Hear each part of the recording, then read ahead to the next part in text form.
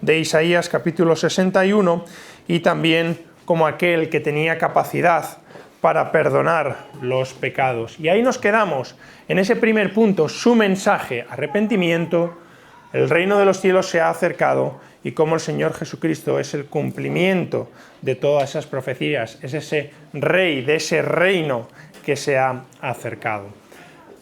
Vamos hoy con el segundo punto, sus métodos. ¿Cómo evangelizaba el Señor Jesucristo? Con palabras y con hechos también, ¿verdad? Vamos a ver el primer punto de esta lección, de este punto número 2. Y yo os pregunto, ¿cuáles fueron algunas ocasiones? Esta va a ser fácil, sobre todo para los que han estado en el primer culto. Retomo. ¿Cuáles fueron algunas ocasiones en las cuales el Señor Jesucristo ministró a grandes grupos de personas? El pastor y yo no hemos hablado previamente sobre este tema. ¿Vale? Pero venga, lo tenemos ahí fácil. Por ejemplo, tenemos ahí la alimentación de los 5.000, sobre el cual el pastor Alfonso ha predicado hoy. ¿Qué más ocasiones? Otras ocasiones en las cuales el Señor Jesucristo ministró a otros grupos de personas. Por ejemplo, también había ahí bastante gente, estaban recostados, ¿verdad?, en ese monte de las Bienaventuranzas, al lado de ese mar de Tiberias o lago de Genesaret, que también ha salido hoy en el mensaje. ¿Alguna otra ocasión más? La barca. ¿Perdón? La barca. Utilizaba, ¿verdad?, esa barca como plataforma para poder predicar. Bien. Vamos a ver una serie de textos. Vamos a empezar con Carlos. Mateo 15, 30 y 31. Carlos, por favor. Clara, ¿me puedes buscar, por favor? Marcos, capítulo 2. Clara. Marcos, capítulo 2. Versículos 2 y 15. Marcos 2, versículos 2 y 15. Hermano Michael, por favor. Marcos 6, 2 y 31. Raquel, búscame Lucas 7, 11 y 21. Nos vamos a ir quedando ahí. Vamos a ver esos ejemplos y quiero que os quedéis también cómo reaccionaron esas masas al ministerio del Señor Jesucristo. ¿Lo tienes tú, Carlos? Sí. Venga, Mateo 15, 30 y 31, por favor. Vale, pues. Y se le acercó mucha gente que traía consigo a cojos, ciegos, mudos, mancos y otros muchos enfermos, y los pusieron a los pies de Jesús y los sanó.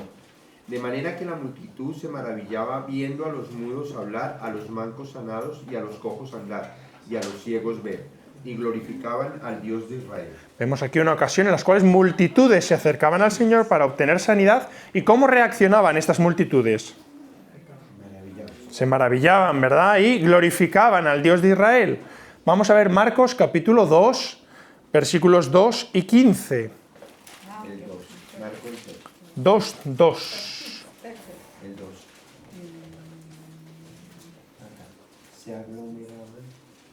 Se aglomeraron, aunque ya no quedaba sitio, ni siquiera fuente a la puerta, mientras él les predicaba la palabra. Bien, se juntaron muchos, ¿verdad? De manera que ya no cabían.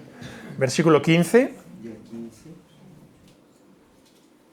Sucedió que estando Jesús a la mesa en casa de Leví, muchos recaudadores de impuestos y pecadores se sentaron con él y sus discípulos. Pues ya no eran muchos los que le seguían. Pues ya eran muchos. Había muchos, ¿verdad?, que le seguían. Vamos con el siguiente texto. Vamos ahí con el 6 de Marcos 2 y 31. Marcos 6, versículo 2 y versículo 31. Llegando el día de reposo, comenzó a enseñar en la sinagoga, y muchos oyéndole se admiraban y decían: ¿de dónde tiene estas cosas? ¿Y qué sabiduría es esta que le es dada? Y estos milagros que por sus manos son hechos.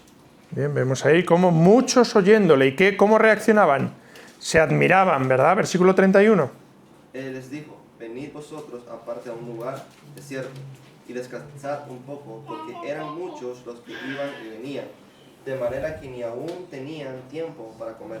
Eran muchos y no tenían tiempo para comer. Hoy hemos estado hablando también de ello. Lucas capítulo 7, versículo 11 y 21.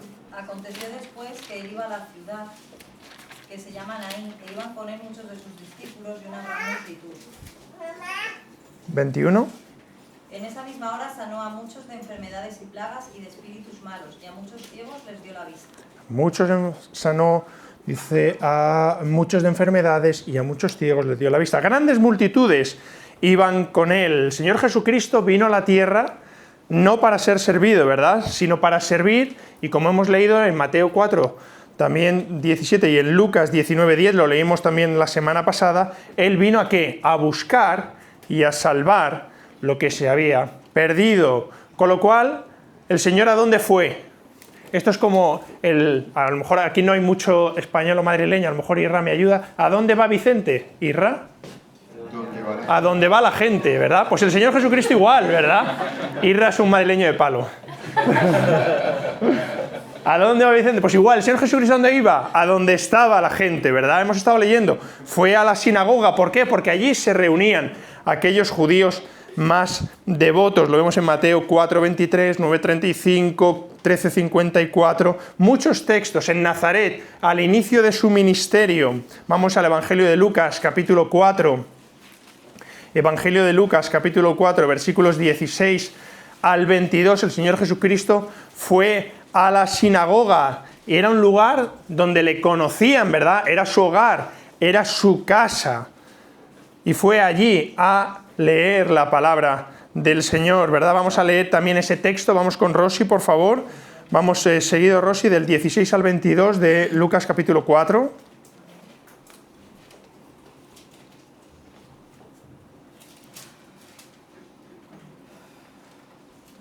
Vemos aquí también cómo se ve lo que consistía, ¿verdad?, esa reunión dentro de la sinagoga y la forma en la cual Jesús fue reconocido como maestro. Lucas 4, 16 al 22. ¿Lo tenemos?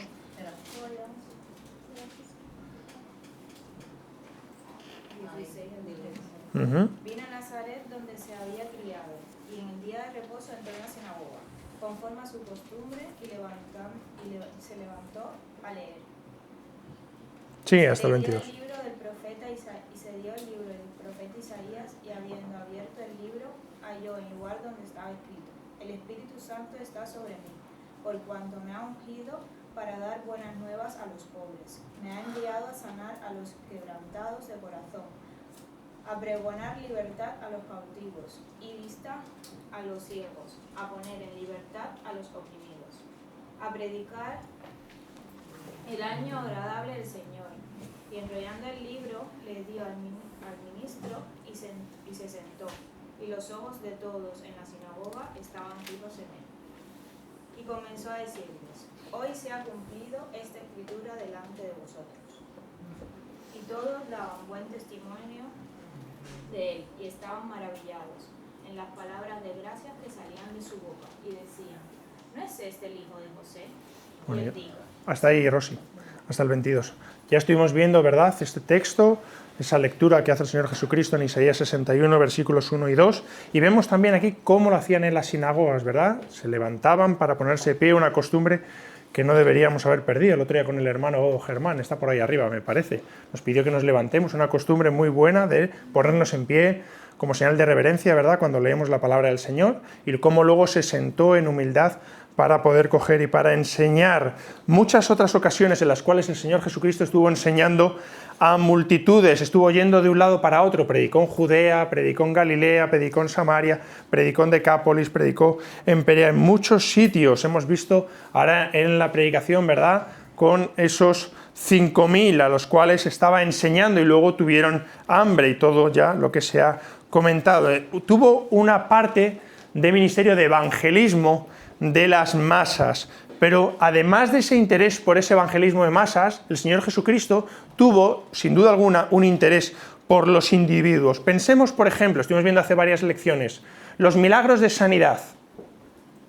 Imaginaros que aquí tuviéramos todos, el que no, hay un dicho que dice que el que no cojea ranguea, el que no tiene aquí, bien. Entonces, ¿qué sería más fácil para el Señor Jesucristo? ¿Venir aquí y con un leve gesto de su mano curarnos así a todos? Pero ¿qué ejemplo vemos en los evangelios? hizo eso, cuando hemos estado leyendo al comienzo esos textos de que venían las multitudes y tal, los relatos de sanidades que hay en los evangelios son relatos de sanaciones individuales. Son relatos donde el Señor Jesucristo cogió y se dedicó hacia una persona en concreto, aunque hubiera sido mucho más fácil que sanara a todos los que venían solo con un movimiento de su mano, él iba uno a uno y tenía esa preocupación por cada una de las personas. Vamos a ver un ejemplo de esto. Vamos a ir a Lucas, al Evangelio de Lucas, capítulo 19.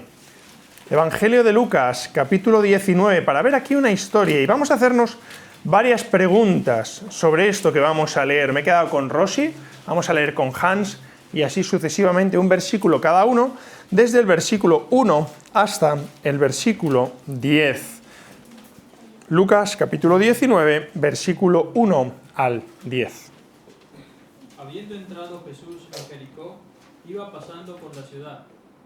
Y sucedió que un varón llamado Zaqueo, que era jefe de los publicanos y rico, procuraba ver quién era Jesús, pero no podía a causa de la multitud, pues era pequeño de estatura. Y corriendo delante subió a un árbol sicómoro para verle, porque había de pasar por ahí. Cuando Jesús llegó a aquel lugar, mirando hacia arriba, le vio y le dijo: Zaqueo, date prisa, desciende, porque hoy es necesario que pose yo en tu casa. Entonces él descendió a prisa y le recibió gozoso. Al ver esto, todos murmuraban, diciendo que había entrado a posar con un hombre pecador. Entonces Zaqueo, puesto en pie, dijo: Señor, he aquí, Señor, la mitad de mis bienes doy a los pobres, y si algo he defraudado, a alguno se lo devolveré cuadruplicado. Jesús le dijo: hoy ha venido la salvación de esta casa, por cuanto él también es hijo de Abraham. Porque el Hijo del Hombre vino a buscar y a salvar lo que se había perdido. Bien, vemos aquí a una persona en concreto, ¿verdad? A Zaqueo. ¿Quién era Zaqueo? Recaudador de impuestos, ¿vale? Lo vemos ahí en los primeros versículos, número 2.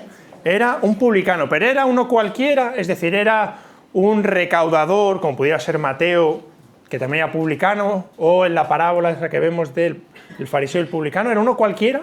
Era jefe. Era jefe. ¿Y qué característica tienen los jefes? Porque parten y reparten y se llevan la mejor parte. Eso también. Eso también. Eso también. Pero si era jefe era porque tenía gente a su cargo, ¿verdad? O sea, que no era un cualquiera, sino que tenía otros trabajaban para él. ¿Y de dónde era? ¿Dónde estamos? En Jericó, versículo 1. ¿Vale? Jericó en ese momento era un centro comercial importante. Por lo tanto, si es un centro comercial importante, había mucho comercio, y si había mucho comercio, había mucho impuesto, y si había mucho impuesto, había mucho dinero. ¿Qué pasaba con los publicanos en ese momento? Que hacían un poco lo que dice Isra, ¿no? El que parte y reparte se lleva la mejor parte. Hacían un poco lo que yo siempre digo, el egipcio. Ellos cogían y trincaban, ¿no? Era una por aquí y dos para mí. Esto es lo que hacían. Pero ¿en qué se caracterizaba este Zaqueo? Que era rico, ¿verdad? Evidentemente, generalmente los publicanos eran ricos porque, como hemos dicho, se quedaban con parte de esa recaudación y eran muy mal vistos, es más, eran odiados, ¿verdad?, por su pueblo. ¿Qué más podemos ver aquí? Es interesante advertir una cosa. Estamos hablando de una persona rica en este momento. Lucas capítulo 19. ¿Qué nos viene a la memoria? También se ha comentado algo antes de ricos en la Biblia. Otro ejemplo. ¿Os acordáis del joven rico? Hay un capítulo antes. Si tiramos para atrás, Lucas 18, versículo 18, o sea, justo antes de este texto de Zaqueo, está el texto del joven rico. ¿Y qué le dijo el Señor Jesucristo al joven rico? Versículo 24, alguien que me lo lea. Lucas 18, 24. Al ver Jesús, que se había entristecido mucho, dijo: cuán difícil entrarán en el reino de Dios los que tienen riquezas. Fijaros, cuán difícil entrarán en el reino de Dios los que tienen riquezas. Y eso se lo dice a un rico. Y ahora nos encontramos con otro rico, con Zaqueo, ¿verdad? Vamos a ver qué ocurre aquí. Luego, no os hago spoiler, pero si leéis el versículo 27 de ese mismo texto de Lucas 18, 27, os da la respuesta. Bueno, venga, os hago spoiler. ¿Alguien que lo lea? Él les dijo, lo que es imposible para los hombres es posible para Dios. Nada hay imposible para Dios, ¿verdad? Incluso que un rico entre en el reino de los cielos. Vamos a continuar en nuestro texto, ahí en Lucas capítulo 19. ¿Qué habría en Jesús que pudo atraer a Zaqueo? ¿Su larga estatura, como la mía? A lo mejor, ¿no? ¿Qué le pudo atraer a Jesús de este hombre? Sus ansias de verlo. Sus ansias de verlo, pero fijaros que en el versículo 3 dice que había mucha gente que le quería ver, ¿verdad? Había mucha gente que le quería ver. Hay que tener en cuenta que poco tiempo antes se había producido algo que, aparte que Jesús tenía mucha fama, ya hemos visto alimentación de los 5.000 y todo esto, pero a solo 24 kilómetros de la ciudad de Jericó está Betania, y poquito antes se había producido un evento muy sobrenatural, que era la resurrección de Lázaro, ¿verdad? Entonces, posiblemente esa resurrección de Lázaro, esa voz se hizo correr por toda la zona, y mucha gente, que ya sabemos que le siguió aquí hasta la ciudad de Jericó. Esto combinado con su fama, que también hemos estado viendo, de sanador, etcétera, etcétera, hizo que viniera mucha multitud detrás de ellos, entre ellos Zaqueo. ¿Pero por qué se fijó Jesús en Zaqueo? Realmente no lo sabemos, no viene en el texto, pero posiblemente a lo mejor fue eso. ¿Y cómo es posible? Porque Jesús evidentemente lo sabía. ¿Cómo un hombre rico, recaudador de impuestos, está aquí cuando quizá sería la última persona que yo podría ver aquí, ¿verdad? Posiblemente. Porque al final, ¿qué era Zaqueo? ¿O qué imagen tenemos como publicano? Que era ¿el qué? Un avaricioso, pecador, ladrón. Es decir, eran esas personas que... Saqueador. De este tipo. Alguien que vendía su pueblo, eran además vistos como traidores, porque estaban cogiendo y eran colaboracionistas con el Imperio Romano, ¿verdad? Entonces, traidores también. Sería quizá la última persona que Jesús esperaría ver ahí, ¿vale? Pero algo le atrajo de este Zaqueo. Vamos al versículo 5. ¿Alguien, no sé quién ha leído el versículo 5 antes? ¿Paqui o quién ha sido? ¿O Olga? ¿O de Yanira? Venga. Cuando Jesús llegó a aquel lugar, mirando hacia arriba, le vio y le dijo, Zaqueo, date prisa, desciende porque hoy es necesario que poses en tu casa.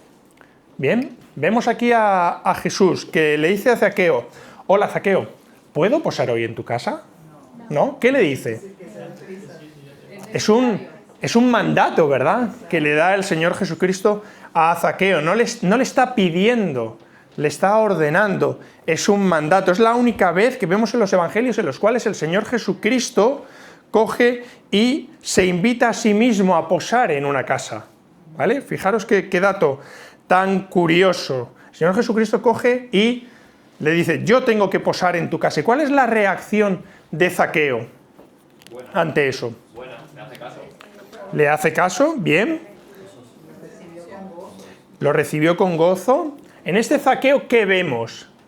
¿Es una posición de orgullo? ¿Es una posición de arrepentimiento? ¿Qué creéis? Humildad. Bien, vemos aquí versículo 6 que lo recibió gozoso. Alguien que la haya leído antes, descendió a prisa y le recibió gozoso. Un pecador despreciable, como era un publicano típico, podía haberse sentido apenado ante la presencia del Hijo de Dios libre de pecado, pero el corazón de Zaqueo estaba preparado para este encuentro con el Señor Jesucristo. ¿Cómo reacciona Zaqueo ante la pregunta que realiza aquí? Versículo 8, alguien que me lea ahí, versículo 8. Entonces Zaqueo, puesto en pie, dijo al Señor, he aquí, Señor, la mitad de mis bienes doy a los pobres, y si en algo he defraudado a alguno, se lo devuelvo cuadruplicado. Fijaros aquí cómo esta parte, junto con que le recibió gozoso, nos muestra que esta conversión de Zaqueo es una conversión genuina, es una conversión auténtica. Hubo en él lo recibió con gozo y además él tuvo una decisión voluntaria de retribución hacia aquel al cual había defraudado. ¿Cómo había cogido y cómo lo retribuía? Lo multiplicaba por... ¿Era lo que establecía la ley? Porque a lo mejor, oye, es que era un legalista. Entonces lo que la ley establecía ante una defraudación, o cuando él defraudaba a otra persona, era lo que correspondía. ¿Era lo que marcaba la ley para este caso? Pregunto. Se fue por encima, pero se fue poco. Es decir, cogió y sacó los centimillos, las monedas de chapa, no. Vamos a ver qué decía la ley. ¿Dónde nos hemos quedado por ahí? ¿Me hemos quedado con, no sé, con Ana? Vale, con Ana. Ana, ¿me puedes buscar, por favor, Levítico 6, versículos 4 y 5? Estamos viendo que aquí Zaqueo, aquel que había defraudado, le devolvía cuadruplicado. Cuadruplicado es decir, que multiplicaba por 4, o sea, un 400%. ¿Qué decía Levítico ante esta situación? En la cual alguien defraudaba a...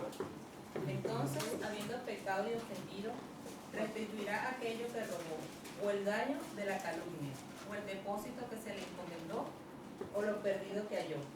A todo aquello sobre lo que hubiere jurado falsamente, lo restituirá por entero a aquel a quien pertenece, y añadirá a ello la quinta parte en el día de su expiación.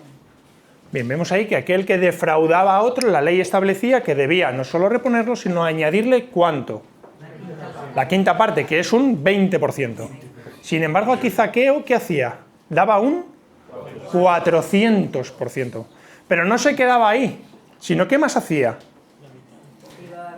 Daba además la mitad de sus bienes a los pobres, es decir, él juzgó con severidad su delito y reconoció que era tan culpable como cualquier ladrón. Él no solo daba ese 400%, sino que daba la mitad de sus bienes a los pobres.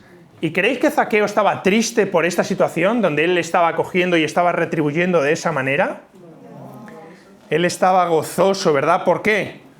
Porque él había rechazado riquezas o había tenido pérdidas materiales para tener riquezas espirituales, ¿verdad?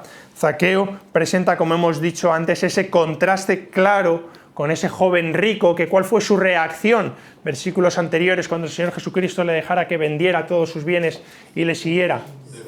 Se fue triste, ¿verdad? Se fue apenado. Esa salvación de Zaqueo, esa conversión de Zaqueo que vemos aquí en este texto de Lucas 19, 1 al 10 es un ejemplo vivo, ¿verdad?, de lo que Cristo vino a hacer y que se resume en ese versículo 10 de vino a buscar y a salvar lo que se había perdido. Por tanto, el Señor Jesucristo evangelizó tanto a las masas como tuvo ese evangelismo personal, como fue el caso de Zaqueo. Vamos con el siguiente punto, su ministerio. El ministerio del Señor Jesucristo. ¿A quién fue primero el Señor Jesucristo? A su pueblo, ¿verdad? A los judíos. Los judíos esperaban el Mesías. ¿Y cómo lo esperaban? Con poder, ¿verdad? Esperaban ese rey que tuviera que venir. Un rey poderoso, posiblemente un caudillo militar, una cosa así. Y también lo esperaban como un profeta. Si nos vamos a Deuteronomio 18:15, Jesús, si me puedes buscar, por favor, Deuteronomio 18:15.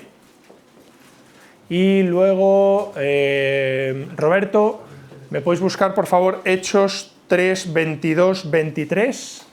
Hechos 3, 22, 23. Vamos a ver aquí esa promesa que hay en Deuteronomio 18:15. El pueblo de Israel esperaba que viniera como rey, pero también como profeta. ¿Sí?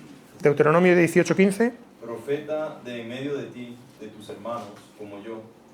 Te levantará Jehová, tu Dios, a él oiréis. Profeta te levantará de tus hermanos como yo, a él oiréis. Hechos 3, 22 y 23, ¿lo tienes?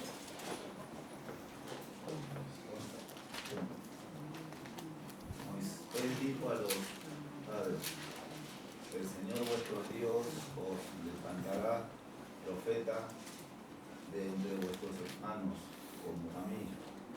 A él oiréis en todas las cosas que os hablé, y toda alma que no oiga a aquel profeta será desarraigada del pueblo.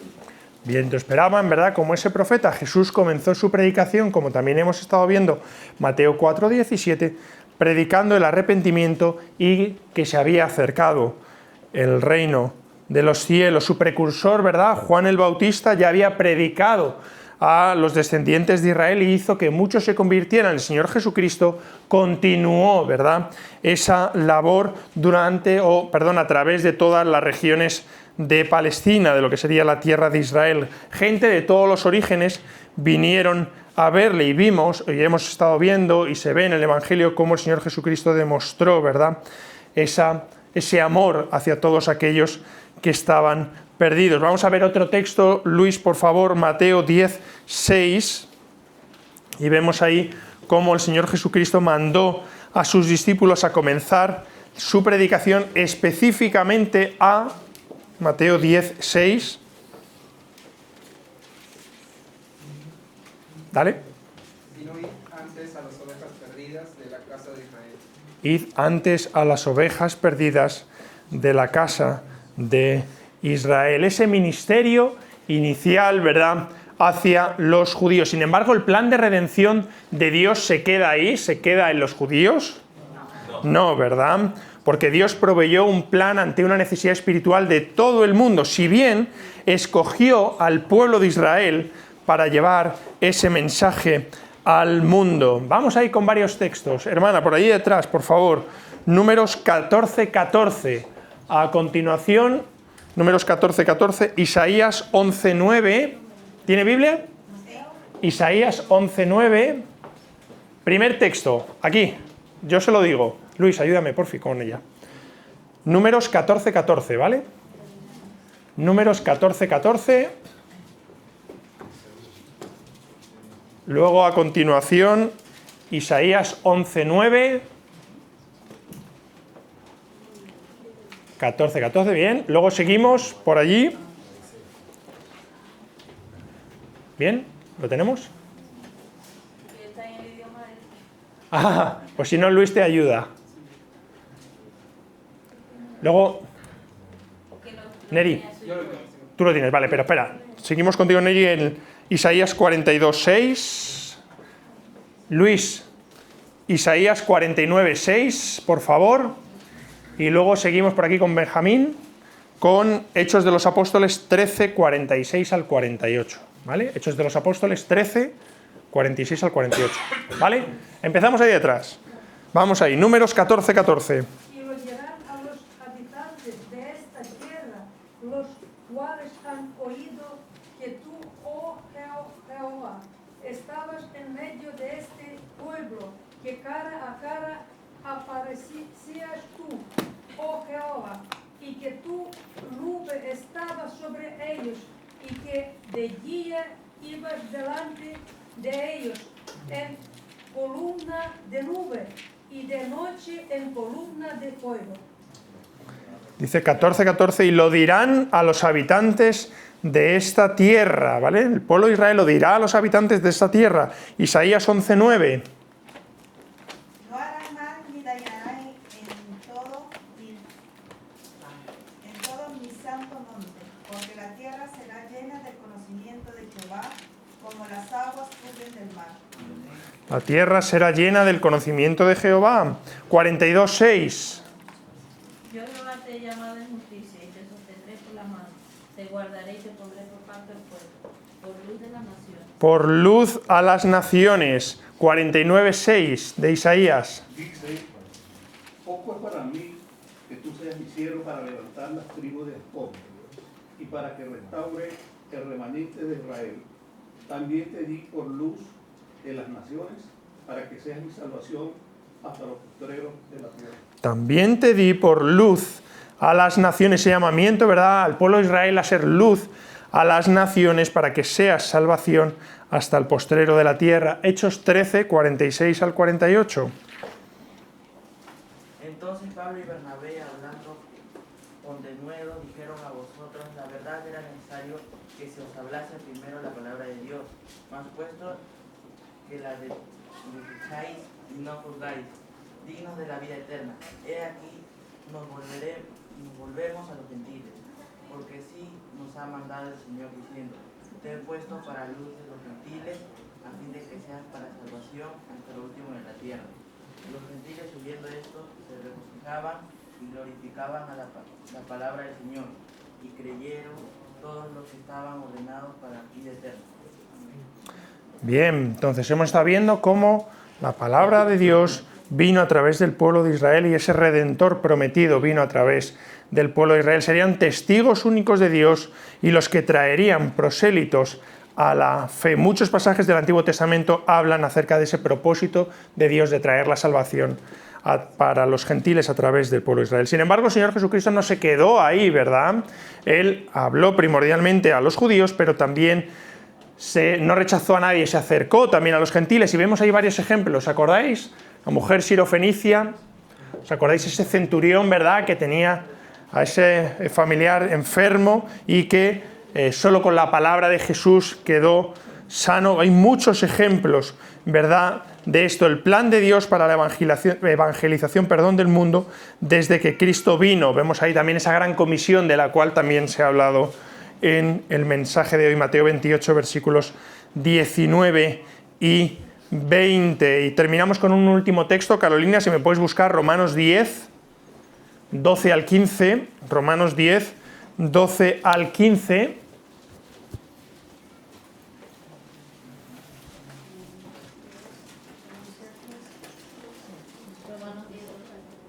Porque no hay diferencia entre judío y griego, pues el mismo que es Señor de todos es rico para con todos los que le invocan. Porque todo aquel que invocar el nombre del Señor será salvo. ¿Cómo pues invocarán a aquel en el cual no han creído? ¿Y cómo creerán en aquel de quien no han oído? ¿Y cómo irán sin saber quién les predique? ¿Y cómo predicarán si no fueron enviados? Como está escrito, cuán hermosos son los pies de los que anuncian la paz, de los que anuncian buenas nuevas. Vemos aquí, ¿verdad?, ese plan de salvación y cómo la salvación está disponible para toda persona, independientemente de su raza o nacionalidad. Y ahí vamos a ese tercer punto que tenemos: a evangelización a los judíos, esa evangelización a los gentiles, esa evangelización general al mundo. Fijaros que el ministerio del Señor Jesucristo se limitó a un pedazo de tierra de aproximadamente 200 kilómetros de largo por 100 de ancho, pero tuvo un corazón compasivo para toda la humanidad. Si nos vamos al libro de Mateo, que es un libro, recordaréis que estuvimos hablando en la primera lección de este libro, que iba destinado fundamentalmente ¿a quién? A judíos. ¿Cómo habla de esta evangelización mundial? Vamos a ver, hay varios textos. Ahí está Carolina. Mariana, búscame por favor Mateo capítulo 4, versículos 12 al 16. No sé quién está al lado. Giovanni, porfa, búscame Lucas 13, 29. Roberto, Mateo 13, 38. Pastor, por favor, Mateo 24, 14. Y Laura, si me puedes buscar Mateo 28, 19. Vamos a ver ahí ese propósito fundamental en el que se basaba su ministerio. Mateo 4, 12 al 16. Cuando Jesús oyó que Juan estaba preso, volvió a Galilea, y dejando Nazaret, vino y habitó en Capernaum, ciudad marítima, en la región de Zabulón y de Neftalí, para que se cumpliese lo dicho por el profeta Isaías cuando dijo: tierra de Zabulón y tierra de Neftalí, camino del mar al otro lado del Jordán, Galilea de los gentiles. El pueblo asentado en tinieblas y obran luz, y en los asentados en región de sombra de muerte, luz de resplandor. Vemos cómo esa Galilea de los gentiles vería gran luz a través del ministerio del Señor Jesucristo. Lucas 13, 29. Vendrán gentes del oriente y del occidente, del norte y del sur, y se sentarán a la mesa en el reino de Dios. Personas del oriente, del occidente, del este y del oeste se sentarán en esa mesa del Señor Jesucristo. ¿Qué más? Mateo 13, 38.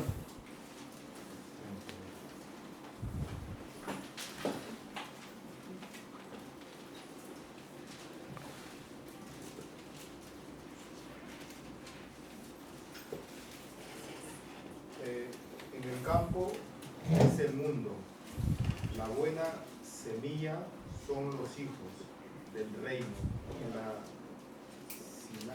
la cizaña son los hijos de lo malo. Bien, ¿cuál es el campo en el cual se siembra la buena semilla del Evangelio? El mundo. Mateo 24, 14. Y será predicado este Evangelio del reino en todo el mundo, para testimonio a todas las naciones, y entonces vendrá el fin. A todo el mundo, predicado a todas las naciones, y en esa gran comisión, ¿había que hacer discípulos solo al pueblo judío? No, Mateo 28, 19. Por tanto, id y haced discípulos a todas las naciones, bautizándolos en el nombre del Padre, y del Hijo, y del Espíritu Santo.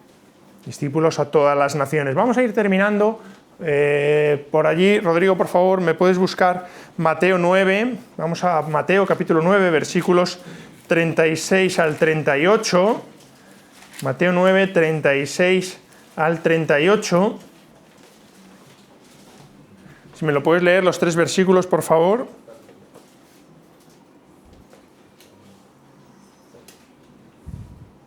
Y al ver las multitudes, tuvo compasión de ellas, porque estaban desamparadas y dispersas, como ovejas que no tienen pastor. Entonces dijo a sus discípulos: a la verdad la mies es mucha, mas los obreros pocos. Rogad pues al Señor de la mies que envíe obreros a su mies. Bien, ¿cuál fue el sentimiento, verdad, del Señor Jesucristo? ¿Cuál fue la actitud y motivación del Señor Jesucristo aquí cuando vio a esas multitudes e individuos? Tuvo compasión, ¿verdad? Sabemos que el Señor Jesucristo era Dios y en esa humanidad de Cristo le permitió expresar esa actitud de compasión hacia el pueblo, dándose cuenta de que las necesidades espirituales del pueblo en ese momento eran más importantes que sus necesidades físicas. ¿Y qué vemos en el versículo 38? También, ¿qué instrucciones dio a sus discípulos? Versículo 37 y versículo 38. ¿Qué instrucción vemos aquí?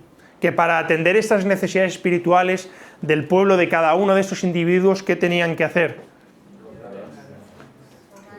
Rogar al Señor de la mies que enviara obreros a su mies, ¿verdad? Muy importante. Cristo reclamó la colaboración de más trabajadores, versículo 37. Los obreros son pocos, se lo está diciendo a sus discípulos. Rogad, pues, al Señor de la mies. La importancia de la oración de los creyentes para participar en el cumplimiento de los planes de Dios. Terminamos. Qué importante, ¿verdad?, es la evangelización y qué ejemplo tenemos en el Señor Jesucristo. Debemos de continuar nosotros esa gran comisión que vemos en Mateo 28, versículos 19 y 20, ¿verdad? Esa gran comisión de continuar el ministerio del Señor Jesucristo, de ir a alcanzar a los perdidos, de ir a buscar, ¿verdad?, aquellos que están fuera del Señor Jesucristo, que no son salvos, para expresarles esas buenas nuevas. Terminamos aquí. ¿Alguna aportación, alguna cosa, Mario? Que ahora mencionabas algo sobre las sanidades de Jesús. Sí. Y hay al menos 3 referencias a pasajes donde se acercan multitudes y Jesús los sana a todos. Pero no es como que lo haces así por aspersor, sino que cuando leemos, y para que no cause confusión, salvo con el siervo del centurión, casi siempre la sanidad de Jesús es por el toque. Entonces, por eso podemos entender que, bueno, que diga que si no muchos, es uno por uno, aunque fueran muchos. Sí, tuvo esa preocupación. Hemos dicho que en esos 17 relatos de sanidades siempre fueron sanidades individuales, nunca sanidades masivas. Esa preocupación del Señor Jesucristo por los individuos. No sé quién me haya levantado la mano por ahí detrás, alguien también. No sé quién ha sido. Bueno, ¿alguien más tiene alguna aportación o alguna cosa? Nada más, pues terminamos aquí. Próxima semana voy a pedir al hermano Isra, porfa, que me ayude para repartir esta lección. Y próxima semana continuaremos hablando